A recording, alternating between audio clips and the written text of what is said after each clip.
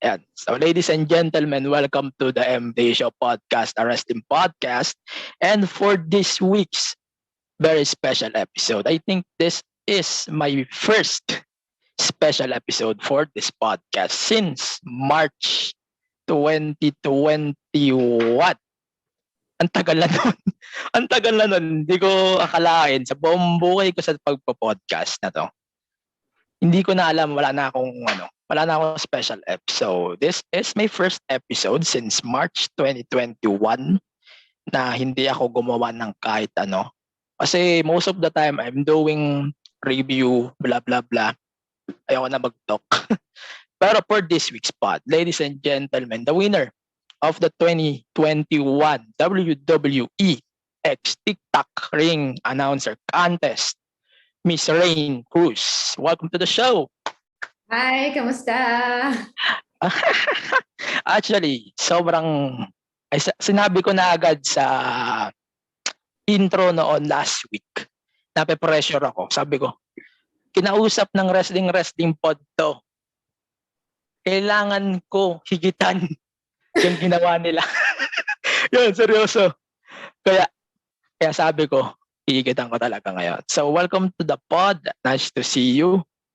And shoutouts din pala kay Roy ng Fantasy Basketball PH kasi nakita ko yung episode niya. It's nice to listen din. Pakinggan nyo rin yung episode niya. Pero before we start this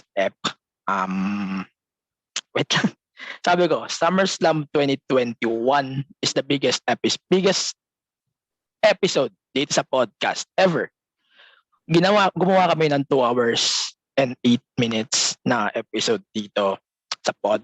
Kung gusto niyo pakinggan nyo. So, pero ito yung hinighlight ko Ito yung hinighlight ko sa show. Si Miss Raine Cruz, aka Ringside Raine, is a Filipina. Akala ko nga, sabi ko, film. Akala ko film. Pero hindi. Pure. Yun talaga, at least, pwede natin sabihin, pwede natin magmalaki. Raine, Filipino yan eh. Pero dito kasi, sobrang rare ng wrestling sa atin. Pero pagkasalitin ko na si Miss Raine, how you doing? Kamusta pa? Okay naman. Maganda yung pagkaka-describe mo na yung talagang yung pure Filipino, galing talaga ng Pilipinas, kumakain ng fishball, isaw, banana chicharon, mga ganyan. Naglalakad sa kalye, sumasakay ng jeep, sumasakay sa likod ng tricycle, ano pa ba? Kulang na lang yung sasabit ka ng Sabit sa jeep. Hindi ka magbabayad. Lapit pero ako ito, Di ka na pwedeng gumanon ngayon. Mahirap na. Naka-face mask naman ako. Di mo lang makakakilala sa akin. Ano makakakilala sa akin? Ano ka ba? Naka-face shield ka naman eh. Di ka na makikita. Ito, first question. Gusto ko na dumiretso sa SummerSlam natin before we talk about Philippines. Kamusta? 2 to 3 weeks ago na nangyari na yung SummerSlam. Ano yung feeling until now? Siguro, naparinggan ko yung F nga sa kabila na hindi ka pa rin maka-move on. Siguro now, iba na ba yung feeling? Iba na yung feeling? Alam mo, lang, hanggang ngayon hindi pa rin ako makapaniwala. Kasi, para sa akin, nung nanalo ko, parang hindi siya totoo. Even nung nangyayari na, parang, ano ba to? Ano nangyayari dito? Talagang, sometimes kasi pagka di ba, when you dream of something really big and you don't know how you accomplish it. And then pag nangyari, parang hindi ka pa rin makapaniwala kasi, bago siya nangyari, ang nasa isip mo lang, mangyayari ba talaga to? Then nung nangyari na, parang, wait, talagang nangyari to. And then, 3 weeks after SummerSlam, parang napapaisip ako, wow, talaga palang nangyari yun. So, ayun, then pagka napapanood ko yung video, doon ako ninenervyos. Hindi ko alam kung bakit, pero nung moment na gitna nung SummerSlam nag-announce ako, hindi ako ninenervyos, more of excited ako nun. Pero now, pag nakikita ko yung video, parang doon ako mas ninenervyos. Hindi ko alam kung bakit. Siguro kasi dahil hindi ko na siya pwedeng baguhin. Alam mo yun, parang yun na yun eh. Yung nakikita na lahat ng mga tao, kaya kung may mali, parang, hala, ang dami nakakita nito. Pero ito question. Diba SummerSlam week na sinabi yung winner? Prior na yun, di ba? Alam ko prior yun eh. May plano ka ba or may show ka ba kung wala ka sa SummerSlam? Kung hindi ka nanalo ng SummerSlam, may show ka na pa nun? Na plano? Actually, ang plano nila is to announce the winner yung Monday before SummerSlam. And hindi ko nalaman na ako'y nanalo until Wednesday. So wala silang in-announce until Saturday, which is SummerSlam.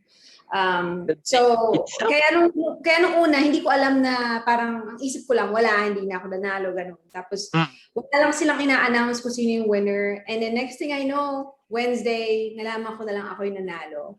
And, so sinurpresa ka din.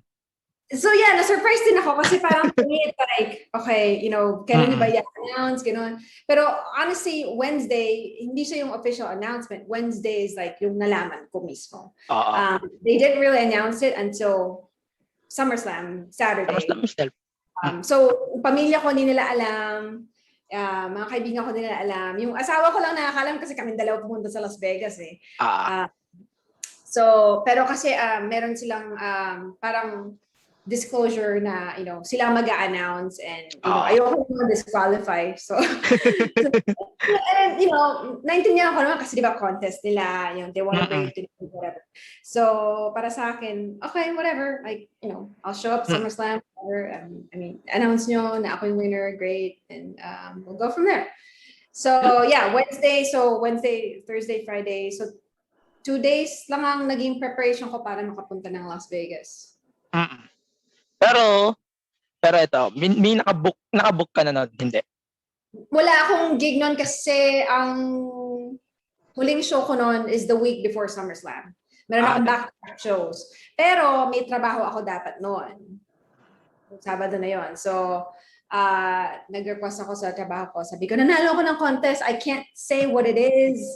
But I have to go off on Friday, Saturday, ganyan. And ayun, naisip ko lang sa utak ko lang, okay, kung i-fire niyo ako ngayon, wala na akong pakialam. Magalang level na ako eh, kasi medyo nagpahirapan eh. Sa isip ko lang, talagang, pupunta ako ng SummerSlam no matter what.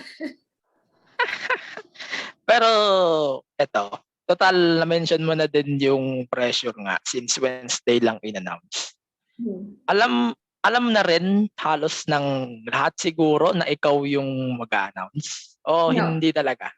No. Walang nakakaalam. Kahit family mo? No, wala. No. What? Hindi ko sinabi sa kanila. Kaya pala di mo sinabi. Pero napanood nila. Yun nga yung disclosure ng WWE. Basically, sila mag-a-announce. So, para sa akin, to me, it's better to be safe than sorry. Because to me, it's such a huge opportunity for me na ayokong mawala sa akin dahil lang sa sinabi ko, kunwari sa pinsan ko, then pinsan ko nilagay niya sa Facebook or whatever. Then, bilis na nun. Siyempre. Domino effect na yun eh. Kasi at the end of the day, malalaman din naman nila eh. So, to me, hindi ko siya pinoblema na, oh my God, I can't tell anyone. I saw it more as like, all right, cool, this is a part of the role. Cool. I'll do it. I don't want to lose this opportunity. So, yeah, kahit yung asawa ko, hindi siya nagsabi, ganun. Kasi yun lang talaga yung, para sa akin, yung protektahan yung privacy and yung gusto ng WWE na wag siyang i-announce until ready sila to announce it, which is yung nangyari nga. Saturday itself. So, ito. Sige. Pero, alam mo na rin ba na, kasi napanood natin yung role mo, yung naging yung pasok mo sa kick-off na-expect ka ba na i-main card ka? Or hindi naman? I wasn't sure kung anong match ang i-announce ko. I think hindi nila, I don't know when they determined it, but nung dumating ako doon ng Sabado ng umaga, sinabi nila sa akin, okay, ang i-announce mo is Big E versus Baron Corbin, yung kickoff show.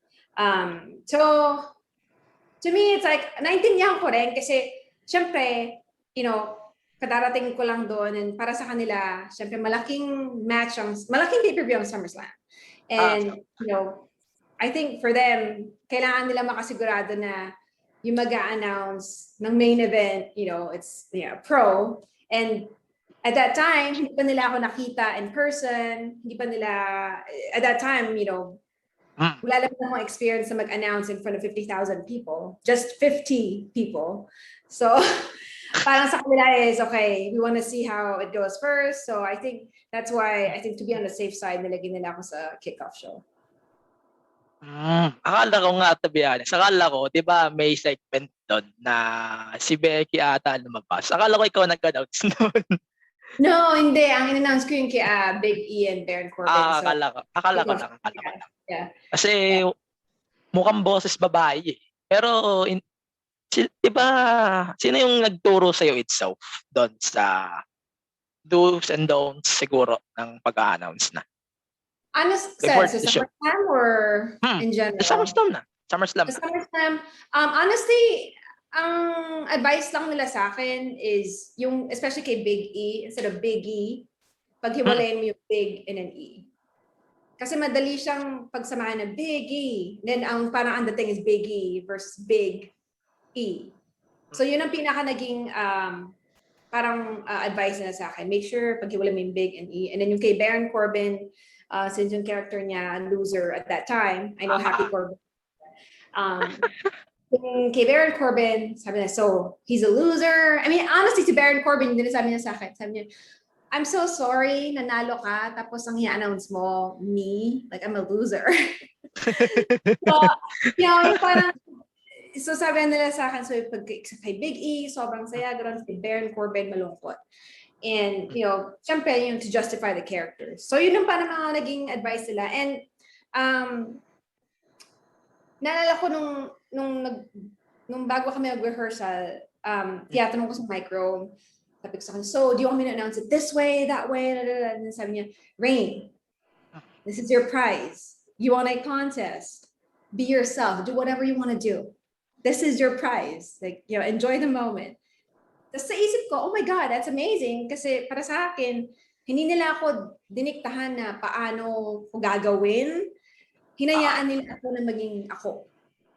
Honestly, ang dami kong dalang bestida. Kasi buti di mo nasuot.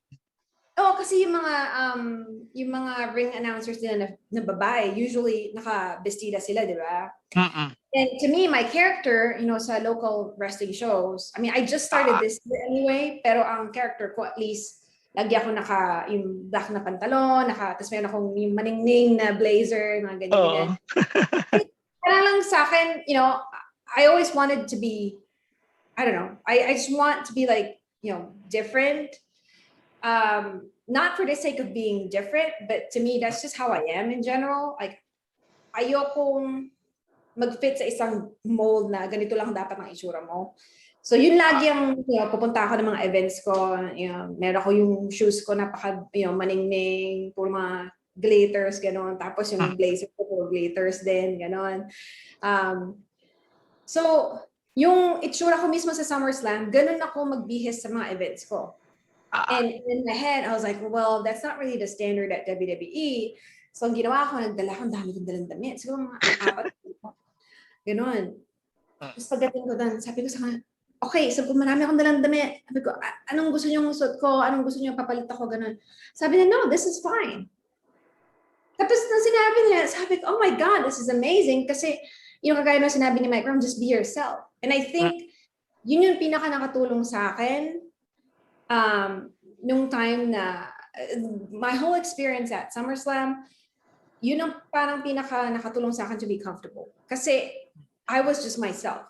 I wasn't trying to be somebody else. Hinayaan nila ako na maging ako, ganun. So, yun yung mga advice din ako. And then yung isa pa was, bago mag-start yung kickoff show, yun yung time na andun yung mga tao, ganun. Sabi sa akin ni Mike Rome and then yung ref, si Jason, sabi nila, Raine, look around. Sabi niya, take it all in. Sabi niya, it's a different kind of like, energy, gano'n.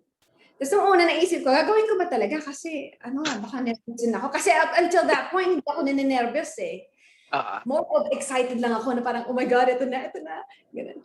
And then, so finally, parang naisip ko na lang, you know what? I don't know when I'll be able to do it again. I mean, I'm hoping they'll call me back, whatever. But nasa isip ko lang at that time, I don't know when this thing is gonna happen, para sa akin. So, ang ginawa ko yun, tingin ako, ikot ako, ganun. Tapos, kaya nung time na in-announce ako ni Micro, makaway akong ganun. Kita ka. Tapos yung time na nagmagalan ako, nasa isip ko lang, oh my God, thank God, thank God, thank God. Because it's like, yun ang pangarap ko eh, to be able to perform at a stage like that inside the WWE ring. And parang sa akin, kung pangungunahan ako ng takot, oh my God, ang daming tao ganoon. Parang, okay, then, baka nung pa pinangarap kung pangungunahan ka ng takot. Ba't ka pa sumali, no? Diba? Hindi ko pinangarap naman nervous din, di ba? Oo. Pinangarap ko is to be in that moment. So, salamat lang ako sa Diyos na na-enjoy ko yung ganong experience. I was looking around and nakikita ko yung mga tao and it's like, hindi na ako makapaniwala. And thankful ako kay Mike Rome and to Jason because they told me to enjoy the moment.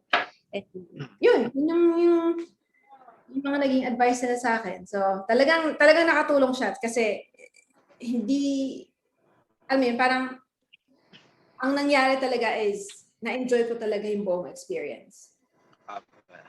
Pero ito, tanong din ako. Di natin ipapasok yung experience mo. Let's talk about the event itself. Ano yung 3 pinaka na-enjoy mo sa SummerSlam na yan? Sa SummerSlam? Well, number 1... Beside na dun sa'yo, Ha? Beside na sa'yo. Kasi alam na natin lahat. Baka na-clarify ka lang. Parang, siguro number 1 yung mga parang very welcoming yung WWE backstage. Yung matches na. In general. Matches ba? Matches.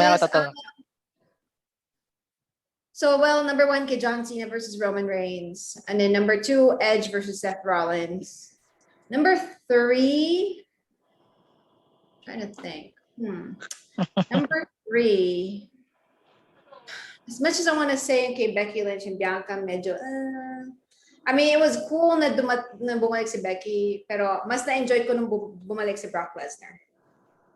Exactly. Same, din eh. Actually ako, pero syempre na-enjoy natin lahat yun. Pero mas na-enjoy namin dito kay CM Punk.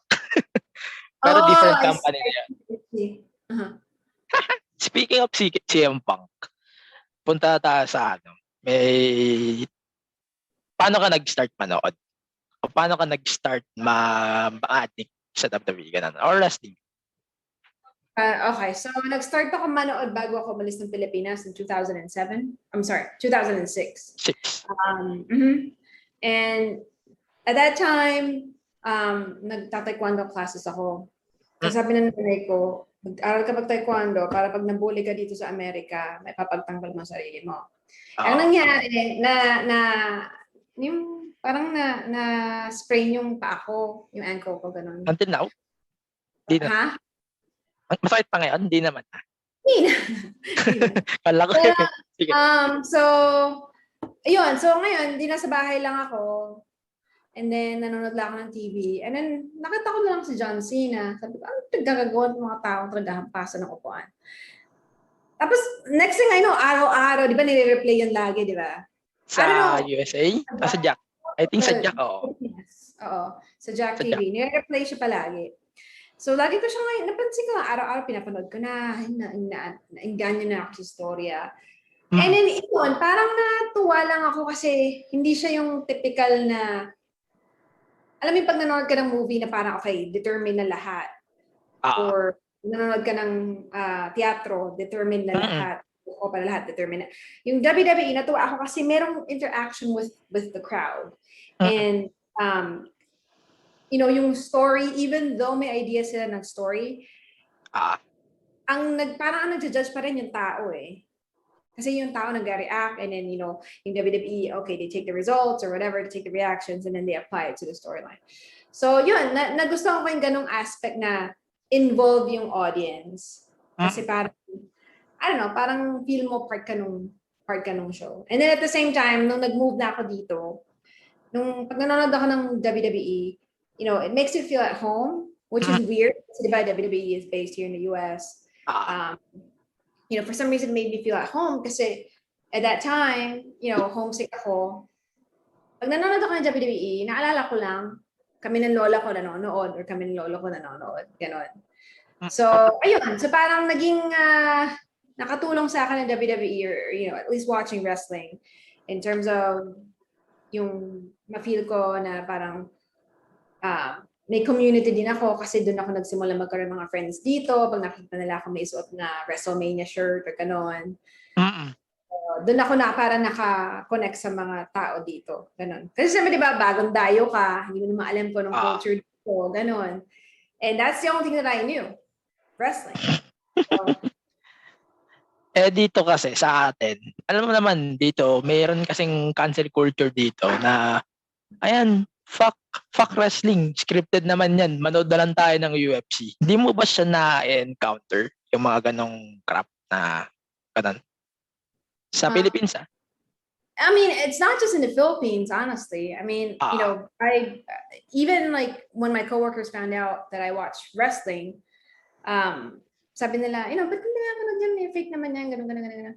And I watch it because of the story. I mean, if I want to watch a fight, I'll watch UFC, great. But to me, I watch the story. Yun ang mas gusto ko yung story. I mean, yeah, granted, yeah, they do great moves, whatever. But if you think about it, it's the story that brings you into watching it. At least that's how I see it. So to me, it's like, nag-try din ako manood ng UFC, and to me, it's like, okay, it is real fighting. But to me, it's like, okay, hinahanap ko yung aspect ng sports entertainment, which is what wrestling provides.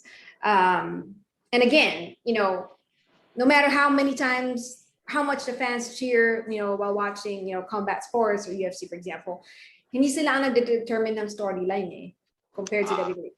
So whenever someone tells me, oh, it's fake, ganon, parang sinasabi ko lang, okay, well, I watch it. It's my soap opera, ganon. Or, sometimes I tell them, these people are athletes. They are trained to do these moves. And in a sense, nagkakasakitan sila. Yes, the fighting might be rehearsed, whatever. But at the same time, the moves are real. The injuries are real. I mean, some are not. So, yun. Parang nagiging defensive lang ako na soap opera ko yan. Parang ang response na natin, ano ba yung mga movies na pinapanood nyo? Di ba scripted yan? Di ba? Ganun lang din nan Ganun lang din yun. Honestly, it's like, I feel like when people say that, I think it's because when they started watching it, they believe it's real. Di ba? Parang nalaman nila sa bandang huli, fake pala. Ganon. Parang feel siguro nila, oh my God, parang niloko niyo ako. Hindi mo pala to. Ayoko na manood. Ganon. Parang pag sinabi mo, Santa Claus, di ba? Tapos hindi pala totoo. If I remember, may naalala ako na pinakinggan ko earlier, parang bago ako mag-recording, yung sa kabla, na nakausap mo sila Batista or na-read mo nabasa nila yung question mo for Batista. Ano bang tama doon? Di ko na sure eh. So basically, may contest ng Jack TV noong 2006. And mind you, I just started watching wrestling at that time. So 2006, merong show ang SmackDown in Manila. And si Batista nagpunta sa Pilipinas to promote the show. And so in Jack TV, nagawa sila ng contest na parang itetext mo yung mga questions mo for Dave Batista. And pag napili nila yung tanong, ikaw magtatanong kay Dave. Mismo sa Araneta. Ha? Sa Araneta mismo. Hindi. Ano yun sa may Ortigas. Parang hotel yung event pero sa may Ortigas Pero hindi siya sa Araneta Yung SmackDown sa Araneta. Pero yung itong event mismo ng Jack TV sa may Ortigas. Pero, so yan, napili yung isa sa mga tanong ko, and then, ayun, 5 ata kami noon na pumunta, 4 o 5. And then yun, tinanong namin si Batista ng kung ano yung question na napili ng Jack TV, gano'n. Sayang. Na-miss ko bigla yung Jack TV kasi hindi, pagkatapos nung event na yun, pawala na rin Papunta na rin sa ABC/TV5, which is TV5 na ang may hawak ng rights ngayon. Na-miss ko lang bigla yung Jack. Okay. So actually TV5 and top DNV. Okay. So medyo na-miss ko lang yung Jack. So ang problema kasi si Solar, ewan ko pwede ko pa i-disclose dito. Kasi baon na sila sa Ewan ko, ako Oh. nagbibiro ako sa podcast ko, sabi ko, kung may kukunin kayong wrestling, kunin niyo yung AEW, magpalubog ulit kayo. Ganun, binibiro, ginagawa ko siyang running joke kasi I don't think kukunin ng TV5 or ng Signal yung AEW. Ginawa ko na siyang running gag dito sa show. And wala namang kukuwang iba. Si Jack lang naman siguro, si Jack, dead na rin si Jack. So I think si Solar na lang ang buhay ngayon. I miss Jack, to be honest. Tsaka yung iba pang, wait, ano pa bang napalabas sa Jack? Hindi ko natanda yung mga napalabas sa Jack. Siguro bata pa siguro ako nung natandaan ko yun. Basta may Survivor ata dun, if I remember. So yun lang ang naalala ko. Pero list tayo konti. Total, nandiyan ka na din. Meron bang ibang stuff aside sa wrestling ngayon? O wala naman? Anong ibig mo Gagawa sabihin? ngayon? Hindi, halimbawa, trabaho, sideline, aside sa wrestling. Oh, like for me, ang professional background ko is TV production. So behind the scenes, gano'n. So yun ang, pag hindi ako nag-wrestling, pag wala akong wrestling event, yun ang ano ko, yun ang ginagawa ko, TV production, gano'n. For? Well, so dito kasi, dati, full-time ako sa Lakers TV network to do pre-game, post-game shows for, yung pag nanonood ka ng Lakers basketball, coming well with pre-game show and then halftime and then post-game. So if you guys see Spectrum Networks, doon ako dati nagtatrabaho. So meron kami Lakers, baseball, Dodger baseball, LA soccer, WNBA. So yun ang trabaho ko for 9 years, right? Dream job, great, amazing, I love doing it. Iniwanan ko yung full-time job ko to pursue wrestling basically kasi yung schedule ko sobrang medyo talagang ang schedule na syempre di ba yung mga laro is nights, araw-araw, holidays, almost every day kasi kami either basketball and then baseball, so araw-araw either may laro or something, but basically nung nag-decide ako this year na okay, I'm gonna pursue wrestling, I'm gonna try it out. I knew kailangan kong humanap ng trabaho na yung schedule hindi katulad ng kasing intense yung dati kong work. So yun ang naging mahirap na decision sa akin kasi, yung para sa akin, dream job ko yung to work in live television.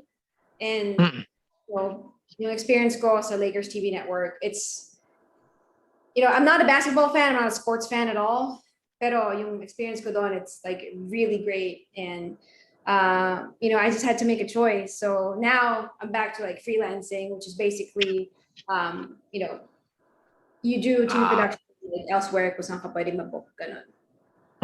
So, wala akong specific network na sa Lakers lang. Sige. Oo. Kinalarify pa lang. Baka kasi team na siguro di ko narinig sa ibang apps na napakinggan ko na sa'yo. Pero, ayun. Pero, kung di ba nagtrabaho ka prior to dito Lakers, di ba nagtrabaho ka din dito before that? Yun. So, yun ang gusto ko malaman. Nagtrabaho ako sa Pilipinas sa isang buwan. Kala ko tumagal ka doon. So basically, ang nangyari kasi noon, ang plano ko na mag-stay na ako sa Pilipinas. And then sabi ko, okay, nagtrabaho na ako dito. And then yung timing naman, na-hire ako, I think May or April. And then, so nagtrabaho ako sa GMA. Nakadalawang story din ako sa kanila, sa Reporter's Notebook. And then, na-realize ko, oh my God, mag-expire yung green card ko. So parang nag-isip ako, talaga bang gusto ko na mag-stay sa Pilipinas? O gusto ko pang bumalik dito? And at that time, naisip ko, okay, marami pa akong gustong gawin dito. And pag nag-expire yung green card ko, mahihirapan na akong makabalik. Isip ko na lang, okay, balik ako dito, I'll try it again. Makakuha ako ng work, okay, then I'll stay for now. Ganon. And sure enough, bumalik ako dito, and then, bumalik ako. So from Las Vegas, umuwi ako sa atin. Then mula sa atin, nagpunta na ako ng California kasi dito mas maraming TV jobs eh. And yun. And then somehow, some way, na-hire ako sa Lakers TV network. And then fast forward to 9 years later. I'm glad na hindi ka nagstay dito kasi, crappy stuff. Marami tayong crappy stuff but we don't need to talk about it here.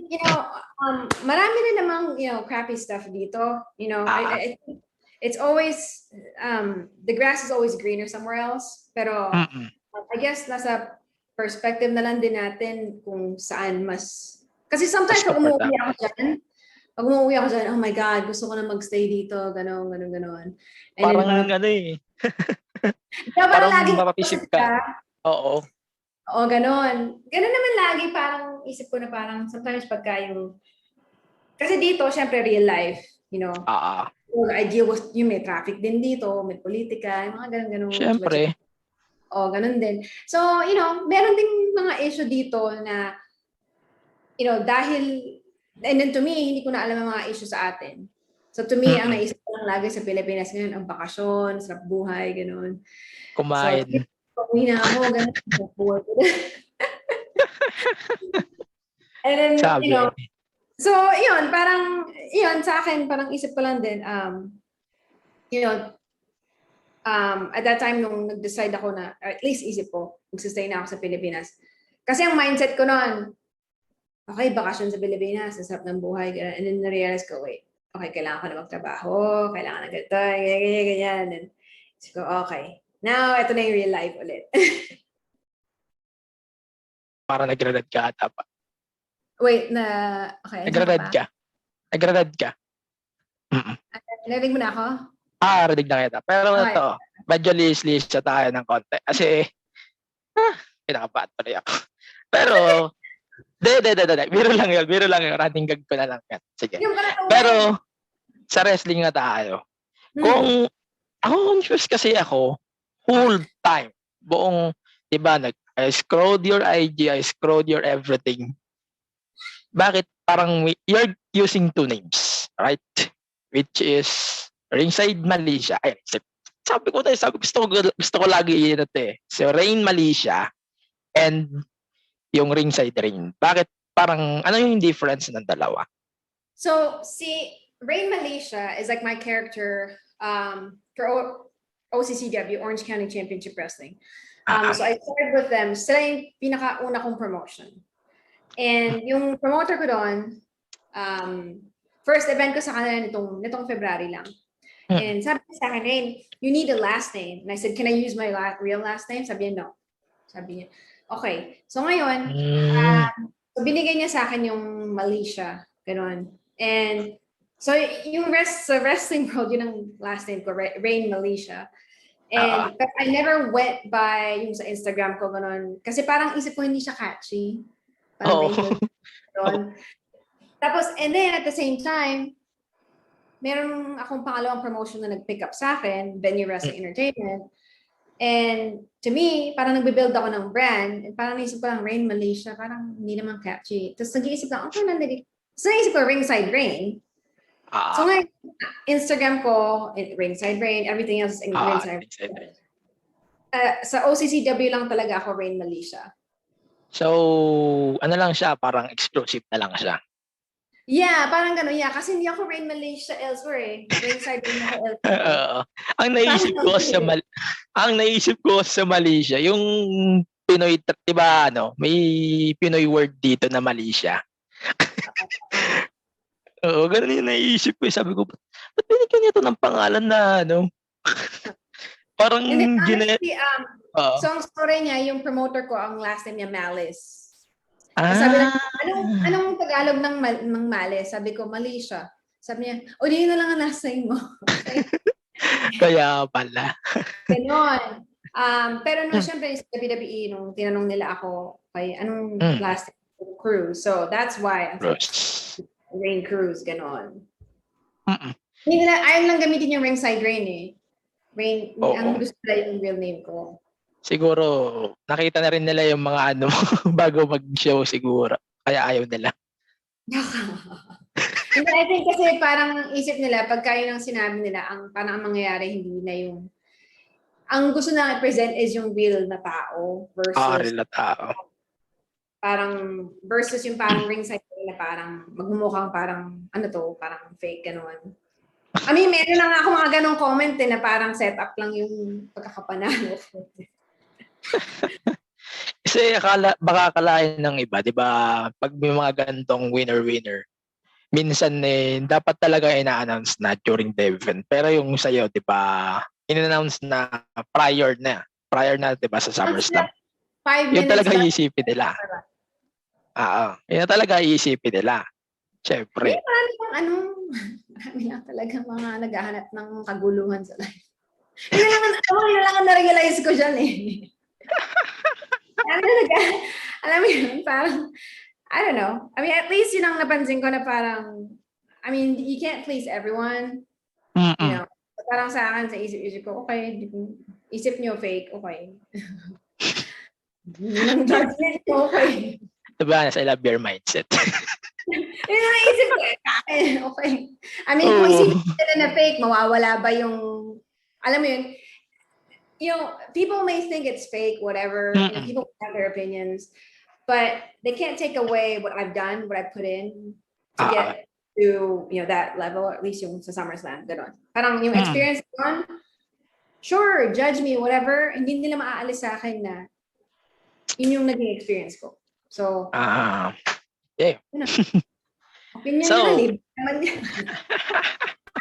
Pero ito, pag-usapan natin yung TikTok mo. Kasi dito kasi sa Pilipinas, sobrang, alam mo ba yun, na halos wala kang makikitang wrestling at TikTok unless pumunta ka sa, search mo yung wrestling pod or yung TikTok ko sa podcast. O yung TikTok din ako kaso di active. Siguro ay active ko siya next week. Pag nag-preview na ako sa episode natin. Pero, ang first question ko doon, ano yung first entry mo sa TikTok contest? First entry ko, wait, let's see. I think it's yung kay John Cena ata. Wait, tignan natin.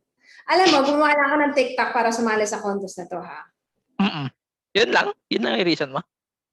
Oo. Meron ka ng TikTok. Kaya na nag-download ako ng TikTok, I think last year.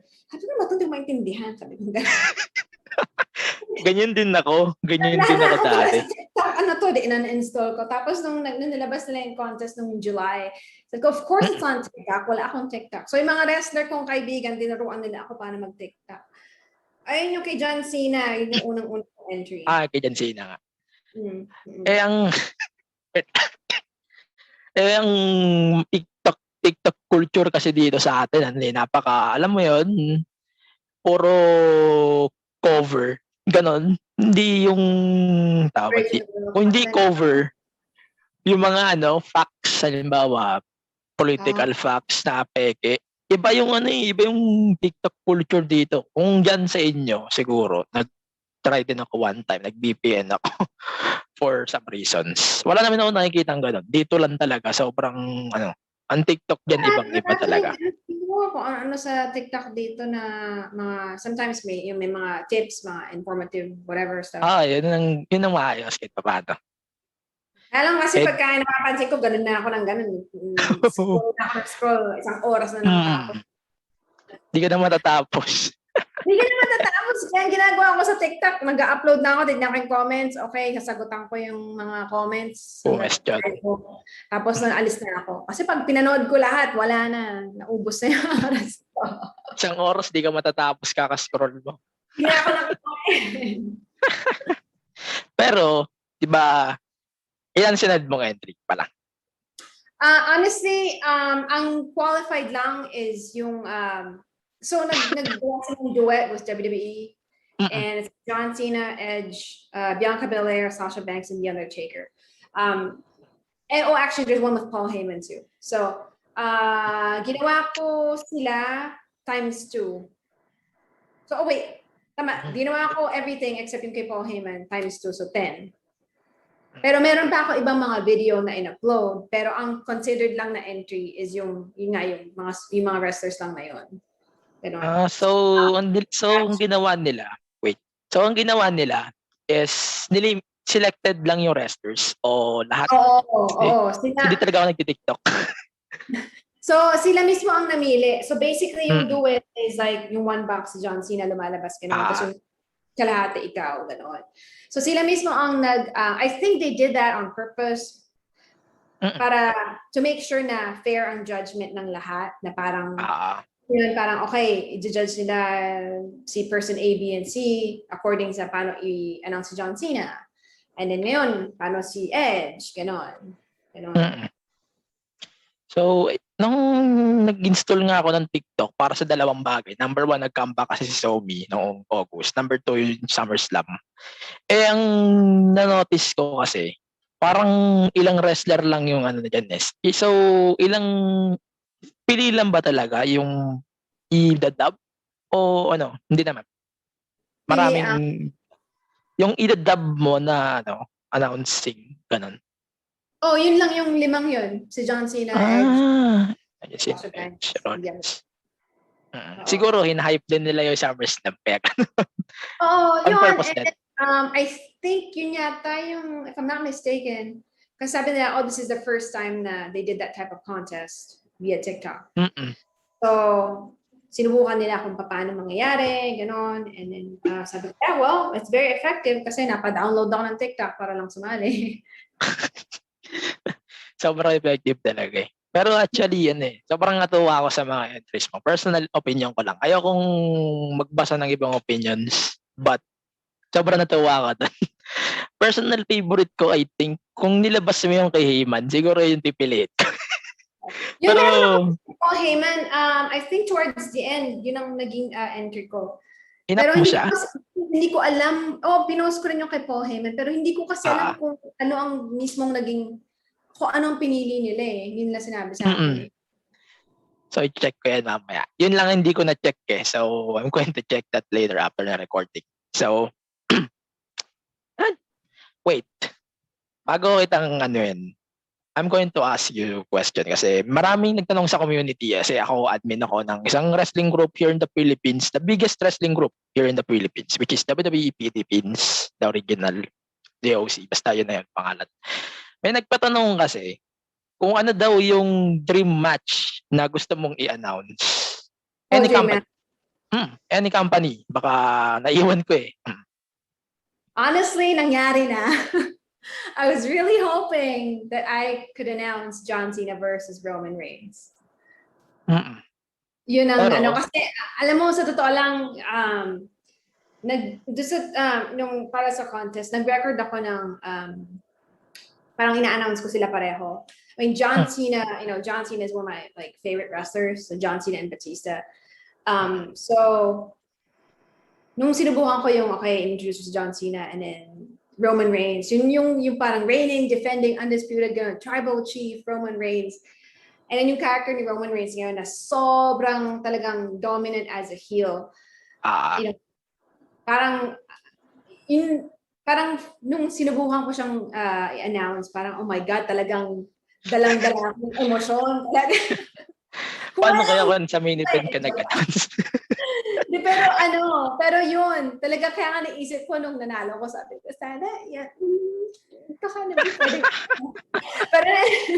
pero naintindihan ko naman bakit hindi gano'n. Understandable naman yan. Pero pero siguro may isa pa. May isa ka pa. Aside that. Isa pa? Oh God. Kahit AEW pwede Okay, so pwedeng si CM Punk and then si Edge. I know magkaibang brand sila ngayon. That's a good one. CM Punk and Edge. Kasi pareho silang talagang, I mean, crowd favorites. And then at the same time, yung mga theme song nila talagang mapapatayo ka. At saka sobrang sayang din nung naalala ko nung nag-cash in ata si Punk. Di nila natuloy na yung feud, I think. Diniretso na nila sa Jeff Hardy versus CM Punk, if I'm not mistaken. Ganun yata yung naging feud nun. Ewan ko. Di ko tanda na kasi matanda na rin ako. Siguro malapit na rin ako mag-20. And di ko na rin tanda yung mga feuds. Malapit ka na mag-20. Ano na ako, Lola? 22 ako. Joke lang. Alis So, na ako. Ano ba yan? joke lang. Ito. Diba, if may iniisip kasi ako. Diba, nasabi ko rin si Jeff Hardy, nasabi ko nga rin si Punk. Papasok ko na rin yung question ko. Ano yung mindset mo right now? Kasi here in the community, not only in the Philippines, maraming nagagalit sa mga nare-release na talents. For example, recently, si DB, si Adam Cole, Bebe. Lagi ko nang sabi, Bebe. Tapos si di ba ba yung isa? Si Ruby Soho. Mhm. And after that day, pumutok na yung notif pa lang ng podcast ko, notif pa lang ng group. Nako. Dami na nagagalit. So, I want to know your thoughts on moving from one company to another. Ganun. Okay. To be honest with you, I think it's sad na meron mga underutilized talents from, honestly, not just in WWE, but in AEW too.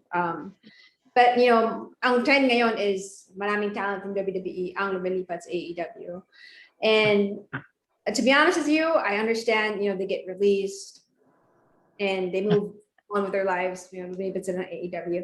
And honestly, I see WWE as sports entertainment and WWE is sports entertainment.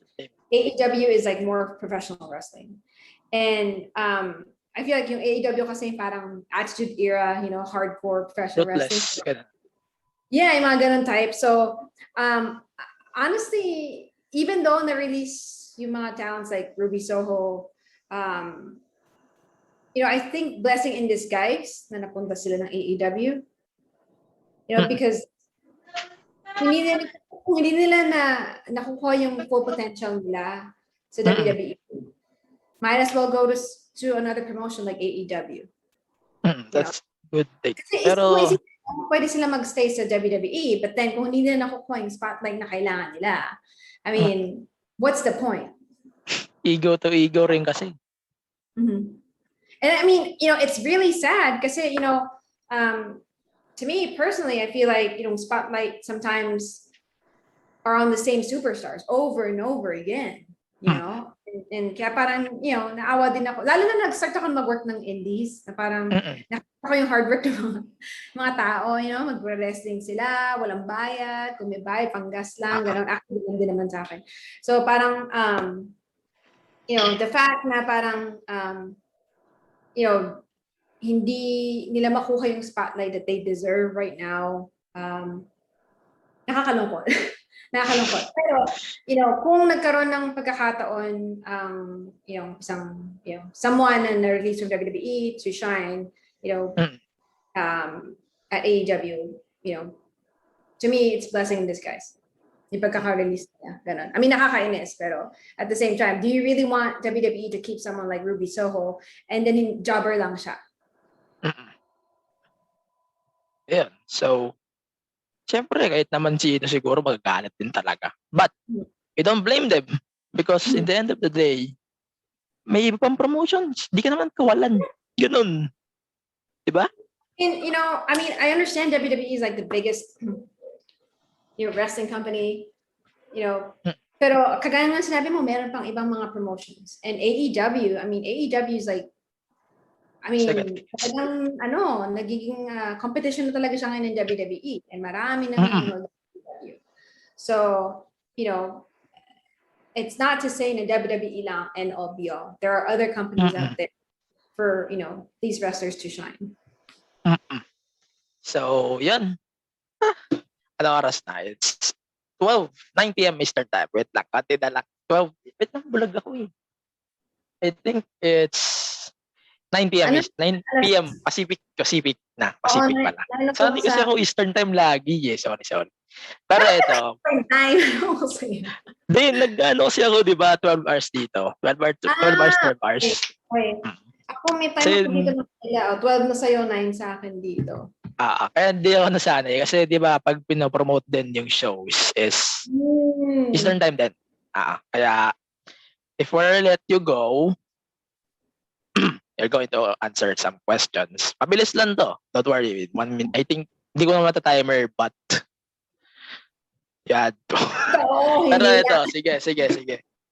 Asan na yung notes ko? Wala na yung notes ko but fuck it. So, timer starts now. So, kung babalik ka ng Pilipinas, ano yung babalikan mo? Anong babalik ako? Family ko. Ayan. So, food. Favorite food. Filipino food, of course. Filipino food. Pag nasa Pilipinas ako or in general? Kahit ano. Kahit ano? Kahit ano. Marami. Tokneneng, turon, isaw. So, yan. Cut down your top 5 wrestlers right now in Right now? the scene. The scene. Okay. Charlotte Flair, injured siya ngayon, Asuka. And then, CM Punk, dahil bumalik na siya.